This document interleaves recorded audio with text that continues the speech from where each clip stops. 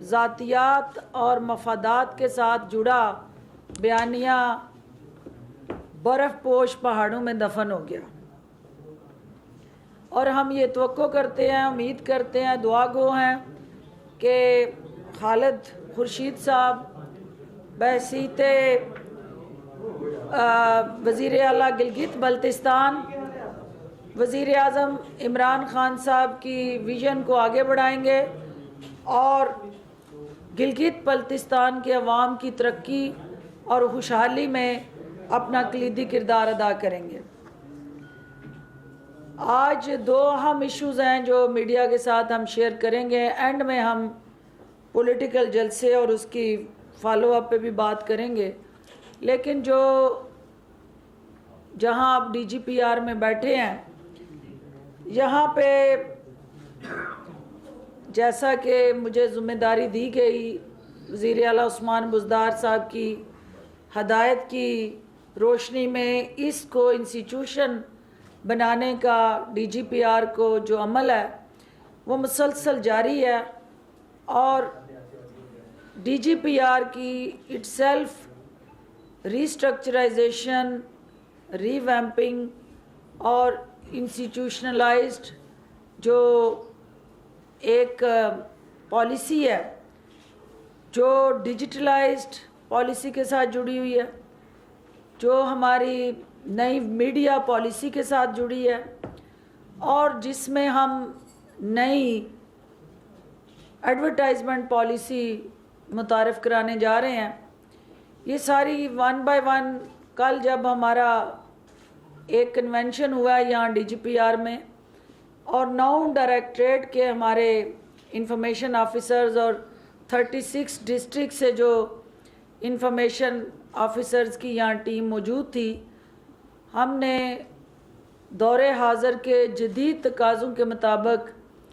DGPR को आपके लिए मीडिया की सहूलत के लिए एक अम्ब्रेला बनाने का फ़ैसला किया और इसी DGPR के साथ एसोसिएटेड हम अपने इंफॉर्मेशन ऑफिसर्स और प्राइवेट मीडिया हाउस में काम करने वाले जो हमारे मीडिया पर्सन्स हैं, वो बीट रिपोर्टर्स हैं, वो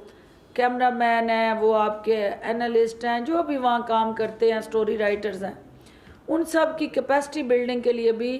पंजाब इंफॉर्मेशन एकेडमी जो है उसकी प्रपोज़ल हम वज़ीर आला पंजाब के पास लेके जा रहे हैं। तीसरी अहम चीज़ जो जिसका आपको भी पता है और हमें भी इस बात का एहसास है कि DGPR के अंदर हमें एक ऐसी इफ़ेक्टिव स्ट्रेटजी की ज़रूरत है जिसके तहत चीफ मिनिस्टर पंजाब जनाब उस्मान बुज़दार साहब और उनकी हुकूमत की जितनी भी अलाइड मिनिस्ट्रीज़ हैं, public relief initiatives, good governance और पब्लिक सर्विस डिलीवरी प्लान जो है वो एक कम्प्रीहेंसिव अंदाज में मीडिया तक पहुँचे और मीडिया की आंख से वो आवाम तक पहुँचे। तो इस मकसद को पूरा करने के लिए DGPR में चीफ मिनिस्टर इनिशिएटिव सेल जो है वो कायम किया जा रहा है और इस चीफ मिनिस्टर इनिशिएटिव सेल का मकसद ये होगा कि वो तमाम इनिशिएटिव जो पंजाब गवर्नमेंट ने डिफरेंट मिनिस्ट्रीज़ में अब तक पॉलिसी मेकिंग की शक्ल में, जो सर्विस डिलीवरी की शक्ल में और ओवरऑल उन निचली सतह पे आवाम को उन पॉलिसीज़ का क्या फ़ायदा पहुंचा है, उनकी ज़िंदगी में क्या बेहतरी आई है, वो सेल जो है मीडिया के साथ डेली बेसिस पे किसी एक इशू पे डिबेट करेगा, डिस्कशन करेगा, कम्युनिकेट करेगा और आपकी रहनुमाई भी हम लेंगे कि अगर वो पॉलिसीज़ उसका टिकल डाउन इफ़ेक्ट पब्लिक में नहीं हो रहा या आवाम को उसका कोई फ़ायदा नहीं पहुंच रहा तो उनको रिवाइज़ भी किया जा सकता है और रिवर्स भी किया जा सकता है और उस पर महवर और मरकज़ अवाम है और कोई चीज़ जो अवाम के फ़ायदे में नहीं है वो कॉस्मेटिकली उन पॉलिसीज़ को फ़ाइलों में ज़िंदा रखना मकसद नहीं है। तो लिहाजा एक ओपन डिबेट, एक ओपन सेशन और एक उस सेल के अंदर जो चीफ मिनिस्टर इनिशिएटिव्स हैं उन पे हम बातचीत भी करेंगे और उसके जो मुस्बत पहलू हैं वो आपके ज़रिए उजागर करेंगे। वज़ीर आला पंजाब ने एक इंतहाई अहम कदम उठाया। पंजाब के अंदर जो हमारा मवासलाती निज़ाम है, सिस्टम है, जो ट्रांसपोर्ट से जुड़ा हुआ है, उसको बेहतर बनाने के लिए जो नंबर 1 इस हुकूमत की तरजीह है, उसके तहत चूँकि आपको भी पता है कि जो हमारी इंटरसिटी बसेस हैं जो इससे लाहौर से मुख्तलिफ़ शहरों के लिए निकलती हैं, वहाँ प्रॉपर एक ऑर्गेनाइज स्ट्रक्चर ना होने की वजह से आवाम मुश्किलात का शिकार होते हैं। तो फिलफौर ये फ़ैसला किया गया है कि जदीद सहूलतों से आरास्ता एक ऐसा बस टर्मिनल जो है वो हुकूमत पंजाब ठोकर नियाज बेग के करीब बनाने जा रही है और इस पायलट प्रोजेक्ट को फिर हम फैसलाबाद और मुल्तान में नए बस टर्मिनल बना के रेप्लिकेट करेंगे। इसके लिए वज़ीर आला उस्मान बुज़दार साहब ने महकमा ट्रांसपोर्ट को 10 दिसंबर तक इस टर्मिनल का डिज़ाइन पेश करने की हदायत जारी की हैं और इसके अलावा लाहौर समेत जो पंजाब के बड़े शहर हैं वहाँ इलेक्ट्रिक बसेस का एक स्क्वाड शुरू किया जा रहा है। इन इलेक्ट्रिक बसों को पोल्यूशन फ्री करने के लिए शहर को, क्योंकि स्मोग और ट्रैफिक कंजेशन और पोल्यूशन की वजह से हमारी जो शहरी आबादी है उसके लिए सेहत के चैलेंजेस बढ़ रहे हैं, तो लिहाजा इलेक्ट्रिक बसें जो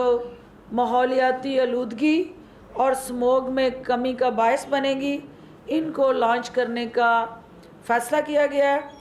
और इसके अलावा पंजाब मैस ट्रांजिट अथॉरिटी की कारकर्दगी को बेहतर बनाने के लिए एक कमेटी तश्कील दे दी गई है और पंजाब रोड सेफ्टी अथॉरिटी ये एक ऐसा इनिशिएटिव है कि जो लोग इंटरसिटी सफ़र करते हैं उन्हें पता है कि हमारे यहाँ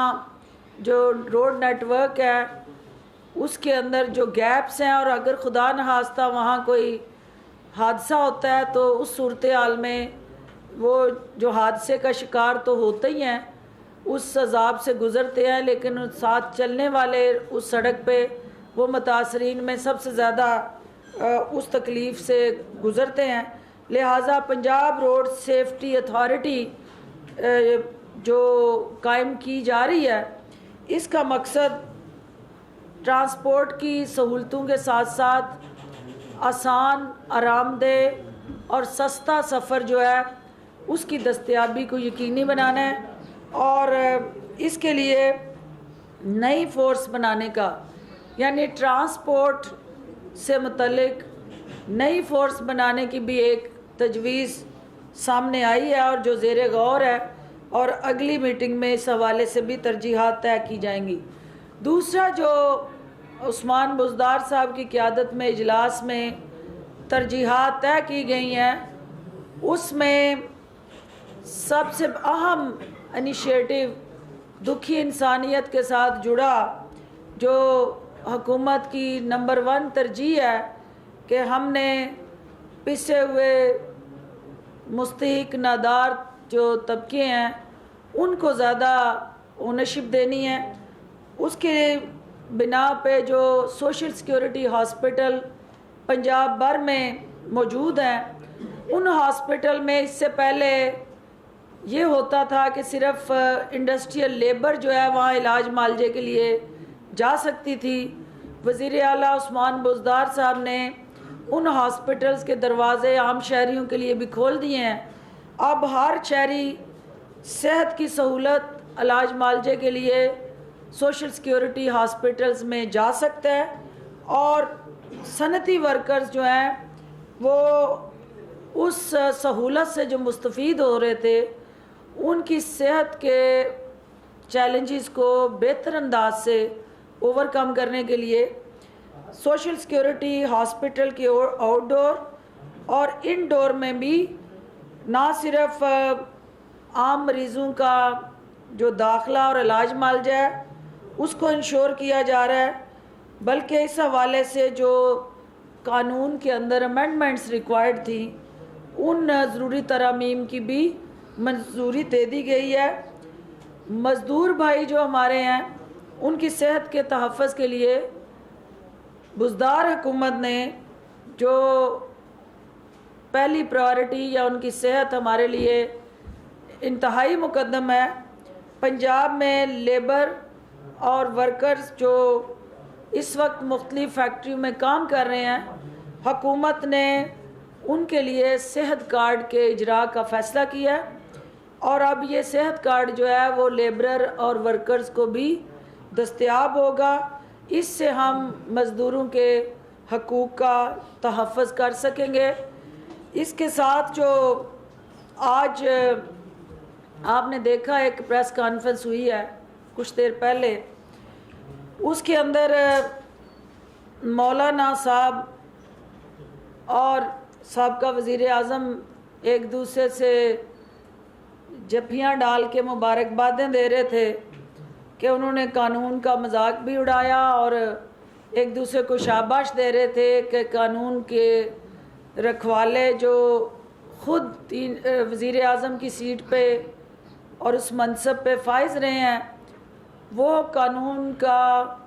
इस तरह कत्लेआम जो था उस पे बगले बजा रहे थे। तो जो आपने कल राजकुमारी की तकरीर के दौरान एक गोदाम में आग लगी मीडिया दिखा रहा था,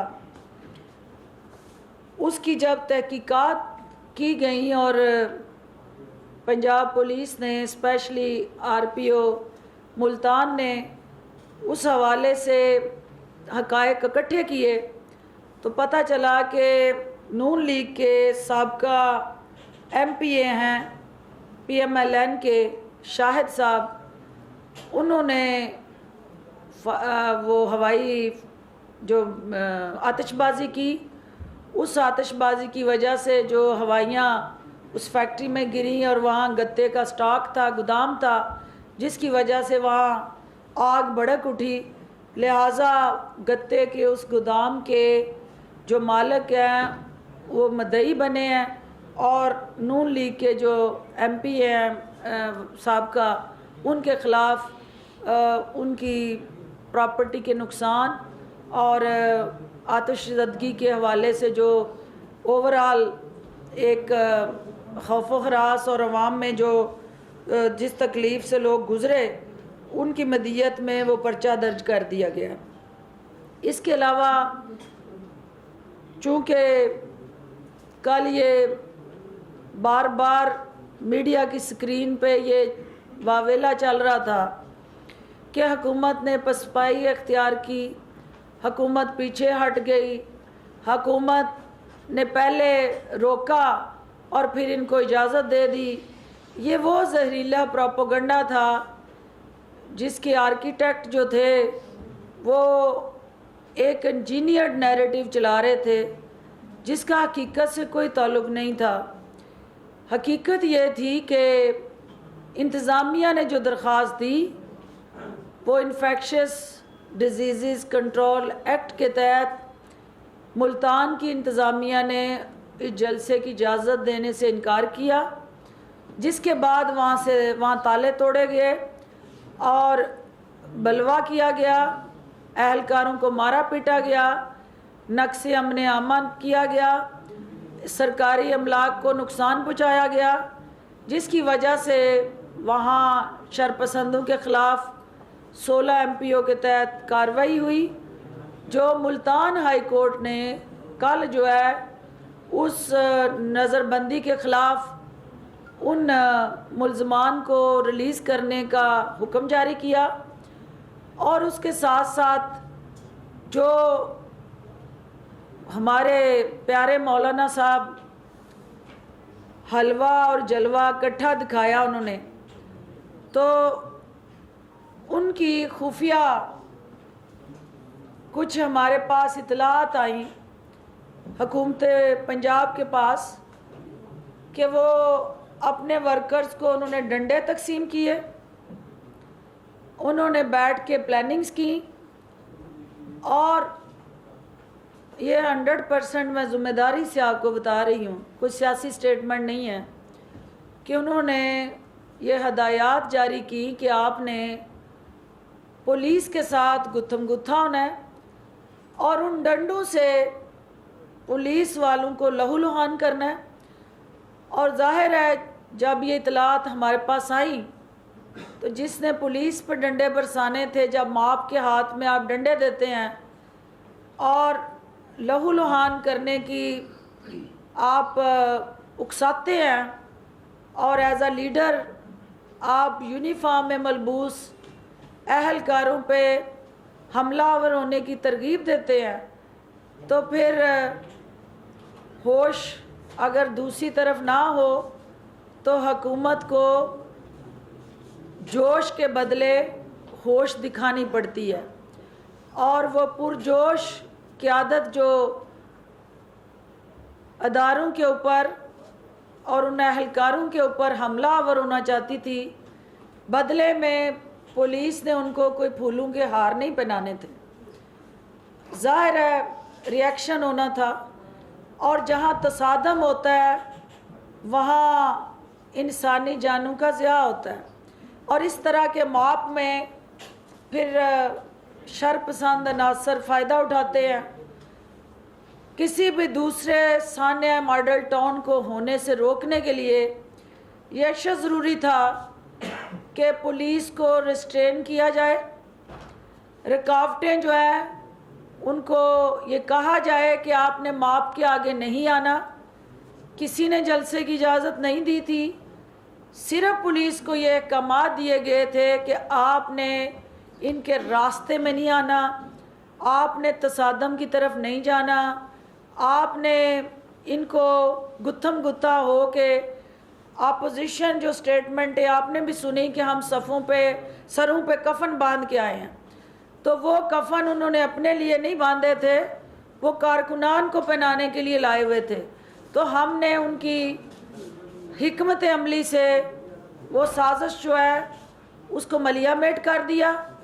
और कानून को ये मौका दिया कि वो अपना रास्ता इख्तियार करे, ना कि लाठी और बंदूक अपना रास्ता इख्तियार करे।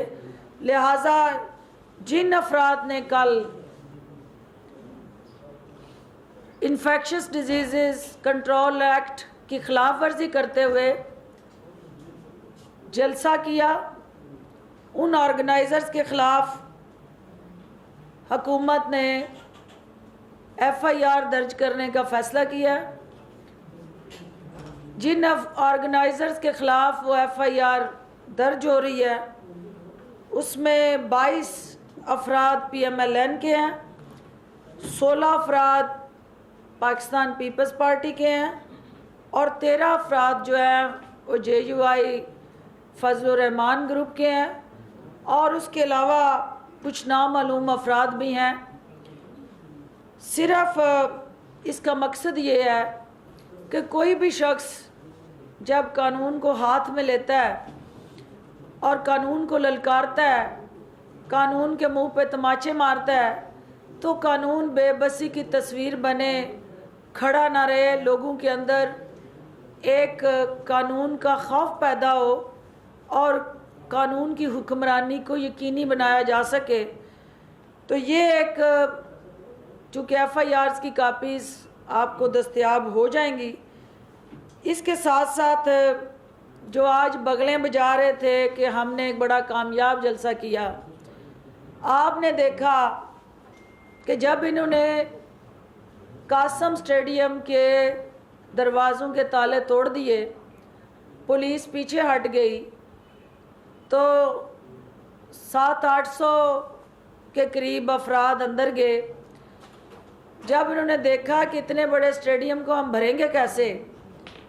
किसी पुलिस ने इनको नहीं रोका, किसी शख्स ने आगे कंट्रेलर लगा के उस स्टेडियम के अंदर एंट्री को ब्लॉक नहीं किया, एक खुद जो है वहाँ से दुमदमा के भागे और रैली करने के दावेदार जो थे वो टोलियों में, रैलियों में बटे और चौक घंटा घर के अंदर, एक चौक के अंदर, स्टेडियम से निकल के चौक में इन्होंने एक दूसरे का इंतज़ार किया। और मौलाना फजलुर रहमान साहब कई घंटे इंतज़ार करते रहे कि लोग ज़्यादा आएँ तो फिर मैं आऊँ स्टेज पे तकरीर करने के लिए। तो सिंध के ज़ायरीन, सिंध हुकूमत की मुकम्मल पुश्त बनाई। यहाँ से शाही ख़ानदान और राजकुमारी का पूरा स्क्वाड और इर्द गिर्द से इकट्ठे किए जो अवाम थे, उनको मिला के जो हेड काउंट हुआ वो 6 से 7 हज़ार का हुआ। और 6 से 7 हज़ार अफराद के लिए इतने पापड़ बेले गए, इतनी गाड़ियों पे हमारी राजकुमारी को उछल कूद करनी पड़ी और फ़ोटो शूट करने पड़े और कितना मुश्किल सूरत हाल में साफ छोड़ के उन्हें शूटिंग के लिए वहाँ जाना पड़ा। तो ये सारी चीज़ों को सामने रखते हुए हुकूमत पंजाब ये समझती है कि जलसे, जुलूस, रैलियाँ किसी भी हुकूमत को गिराने के लिए मौसर हथियार नहीं है। हम एक आइनी और कानूनी हुकूमत है। हमें हमारे हुकूमत में आने का भी एक कानूनी रास्ता था, आइनी रास्ता था। हमें भेजने का भी एक आइनी और कानूनी रास्ता है। हमारी नादान अपोजिशन, हमारी मायूस अपोजिशन, हमारी थकी हारी अपोजिशन, हमारी इस वक्त उखड़ी हुई सांसों वाली अपोजिशन, अपने ज़ाती मफाद और एजेंडे के साथ जुड़ी अपोजिशन आइनी रास्ते से हमें घर भेजे, कानूनी रास्ते से हमें घर भेजे। हम आपके हर आइनी और कानूनी वार का मुकाबला करेंगे। इस वक्त कोरोना की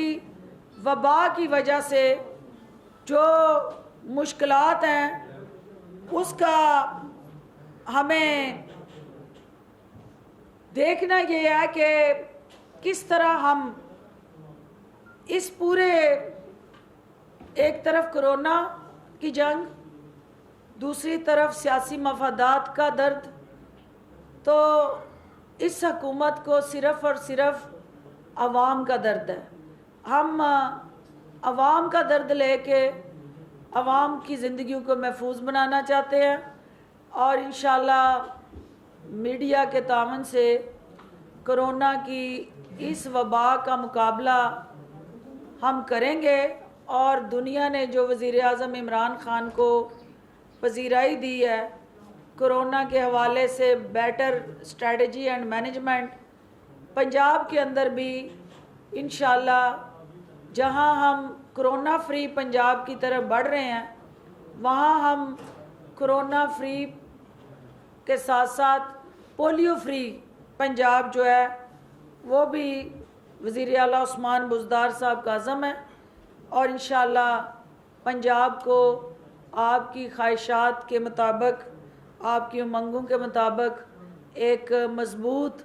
अवामी किला बनाएंगे जहां अवाम ही असल हुक्मरान होंगे। बहुत शुक्रिया। बारी बारी कर लो बेटा, आप कंडक्ट कर लें ना, आप कंडक्ट कर लें ताकि मेरा ये तासर ना जाए कि मैं शायद। अब ये इनका इम्तिहान है कि ये पास होती हैं कि नहीं। हाँ चले डॉक्टर साहब ये फरमाइएगा कि पंजाब हुकूमत की जो हिकमत अमली थी मुल्तान में जलसे के हवाले से, शाह महमूद कुरैशी साहब कहते हैं कि उन्हें मौका देना चाहिए था। कि आप नहीं समझते कि आपने खुद हाइप क्रिएट करके दे दी, 70% वो कवरेज ले गए, 30% पे आप चले गए लाहौर में, कि आप भी गिरफ्तारियां होंगी, कोई ऐसा ही माहौल बनाएंगे या हिकमत अमली चेंज करेंगे? देखिए, मैं समझती हूँ कि हालात, सूरत हाल, वाक़यात और ज़मीनी हक़ाइक़ को देखते हुए तरजीहात तय की जाती हैं और तरजीहात जो है वो वक्त के साथ, हालात के साथ बदलती रहती हैं। जो मुल्तान के अंदर हमारा, मैं समझती हूँ कि कामयाब स्ट्रैटेजी थी, क्योंकि एक किसी का रत्ती बराबर खून बहाए बगैर आपोजिशन ने और किसी के ज़ख्मों किसी के जिस्म पे कांच आए बगैर, किसी को एक लाठी का जख्म लगाए बगैर आपोजिशन ने भी अपनी ज़िद, अना और हट दर्मी दिखा ली और हुकूमत ने भी सब्र तहम्मुल और बुर्दबारी से, तसादम से अवॉइड कर लिया। ये मीडिया के अंदर जलसे आजकल वो ड्रोन जो है, आपको पता है, जितनी ऊपर से दिखा लो उतने ज़्यादा लोग नज़र आ जाएंगे। ये टेक्नोलॉजी का कमाल है, वरना अपोजिशन के पल्ले कुछ नहीं है। अच्छा मैडम ये फरमा दें इधर सुन लें पहले, ताकि बार बार आपको डिस्टर्ब करें। ये फरमा दें कि हाँ जी बेटे, बताओ। पीडीएम जो है वो गुज़ार सरकार के खिलाफ जो है पंजाब असम्बली में जो है वो तरीके एतमाद लाना चाह रही है, क्योंकि मौलाना फजल रहमान की तजवीज़ है कि तमाम अपोजिशन जो है वो असम्बलियों से मुस्ताफ़ी हो। क्या आप समझती हैं कि वो जो गुज़ार सरकार के खिलाफ होगी तरीके एतमाद वो कामयाब हो पाएगी? देखिए, फजलुर रहमान साहब का दर्द तो सबको पता है क्या है। पहली दफ़ा असम्बली से बाहर बैठे हैं और वो इक़्तिदार का नशा उन्हें चैन नहीं लेने दे रहा, और अपनी जेब से हलवा वैसे ही बड़ा मुश्किल काम है। सरकार के हलवे पे नस्ल दर नस्ल सियासत करने वाले अपनी जेब से जब सियासत करने की बारी आई है तो मुश्किल है। हमें उनकी तकलीफ़ का एहसास है, हमें उनकी हर तरह की इस वक्त जिस करब से वो गुज़र रहे हैं उसका एहसास है। लेकिन पंजाब असम्बली हो या नेशनल पार्लियामेंट हो, कभी भी पार्लियामेंट ख्वाहिशात की भेंट नहीं चढ़ाई जाती। आइन और कानून के तहत जब ये इन तिलों में तेल हम देखेंगे कितना है, जब ये लाएंगे तरीके अदम-ए-तमाद। अभी तो ये गीदड़ बबकियाँ हैं, तो ये हुकूमत गीदड़ बबकियों से घर जाने वाली नहीं है। ये क्लियर करें कि ये जो मुकदमा दर्ज हुए हैं मुल्तान में, मुस्लिम लीग, पीपल्स पार्टी और JUI, इनमें इनकी जो लीडरशिप है जिन्होंने वहाँ स्पीचेस की, उनके खिलाफ भी मुकदमा क्या दर्ज किए गए हैं और किस किस के नाम पर मुकदमा दर्ज हुए हैं? दूसरा इसके साथ ही ये भी बता दिएगा कि मौलाना ने ये 3 रोज़ एहतजाज का ऐलान किया, जुमा, हफ्ता और इतवार, और उसके साथ ही आगे इतवार 13 तारीख का जलसा होने जा रहा है लाहौर में। हुकूमत की स्ट्रेटजी क्या होगी? कोरोना वबा के हवाले से हुकूमत क्या अलाउ करेगी कि फिर माहौल वैसे ही बनेगा? देखिए, पहली बात तो ये है कि ये एक कंसेंसस पॉइंट है कि जो ऑर्गेनाइज़र हैं, जो दरख्वास्त गुजार थे कि जलसे की इजाज़त दी जाए, पर्चा भी उन्हीं के ख़िलाफ़ दिया गया है। हमें लाने का कानूनी और आईनी रास्ता था, हमें भेजने का भी कानूनी और आईनी